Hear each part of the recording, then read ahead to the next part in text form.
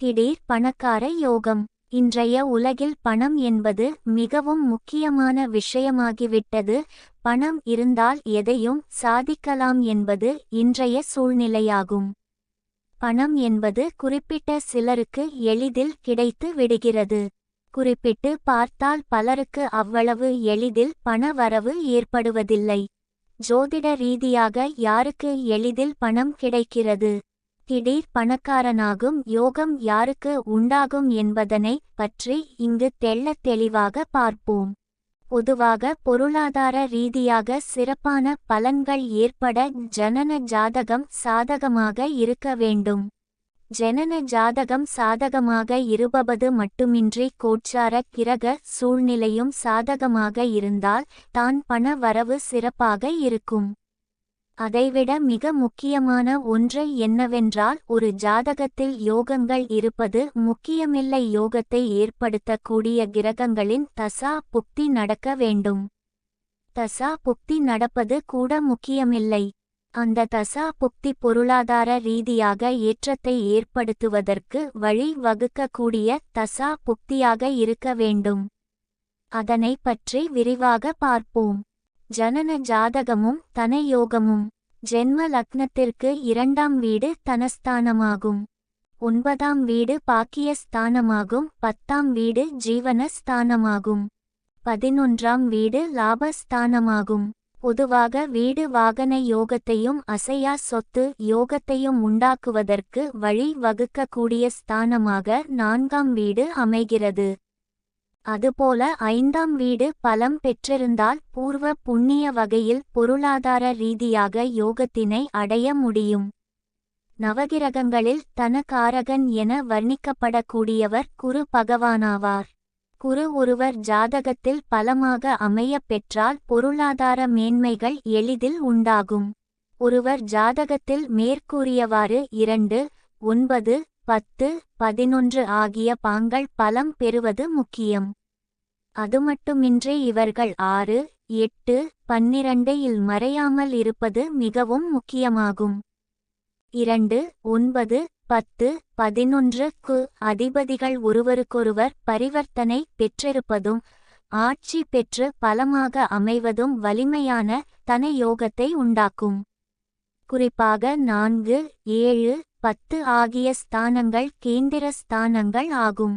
1, 5, 9 ஆகிய ஸ்தானங்கள் திரிகோண ஸ்தானங்களாகும். ஒருவர் ஜாதகத்தில் கேந்திர திரிகோணாதிபதிகள் பரிவர்த்தனை பெற்றிருந்தாலும் இணைந்து பலமாக அமைய பெற்றிருந்தாலும் எதிர்பாராத வகையில் பொருளாதார ரீதியான ஏற்றத்தினை அடைய முடியும்.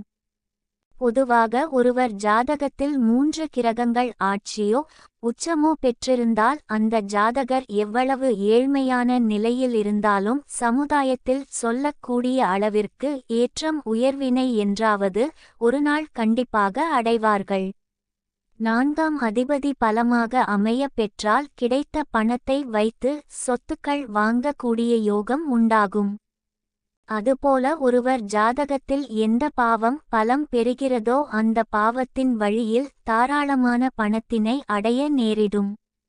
உதாரணமாக ஒருவர் ஜாதகத்தில் 9ஆம் பாவம் பலம் பெற்றிருந்தால் தந்தை மூலமாகவும் 7ஆம் பாவம் பலம் பெற்றால் மனைவி மற்றும் கூட்டுத் தொழில் மூலமாகவும் 4ஆம் பாவம் பலம் பெற்றால் தாய் வழியிலும் 3, 11ஆம் பாவங்களும் செவ்வாயும் பலம் பெற்றால் உடன்பிறந்தவர்கள் மூலமும் எதிர்பாராத தன வரவுகளையும் பொருளாதார மேன்மைகளையும் அடைய முடியும்.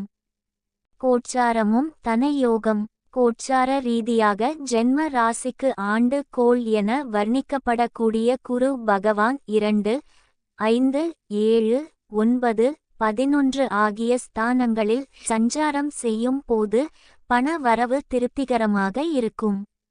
அதுபோல ஒரு ராசியில் அதிக காலம் தங்கும் சனி பகவான் 3, 6, 11 ஆகிய பாவங்களில் சஞ்சாரம் செய்கின்ற போது பொருளாதார ரீதியாக மேன்மைகள் உண்டாகிறது.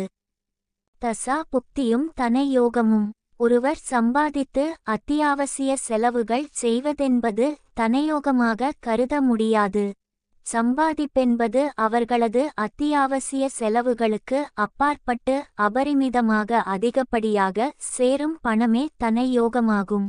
அப்படிப்பட்ட சேர்க்கையானது தசா புக்தி மிகவும் சாதகமாக இருக்கின்ற காலத்தில் தான் ஏற்படுகிறது. குறிப்பாக எதிர்பாராத விதத்தில் தன யோகத்தை அடைய வைக்க தசா புக்தி ரீதியாக சில கிரகங்கள் தான் மிகவும் உதவியாக இருக்கிறது. அதுவும் குறிப்பாக சுக்கிரன், புதன், சனி, ராகு ஆகிய திசைகள் தான் எதிர்பாராத யோகத்தினை உண்டாக்குகிறார்கள்.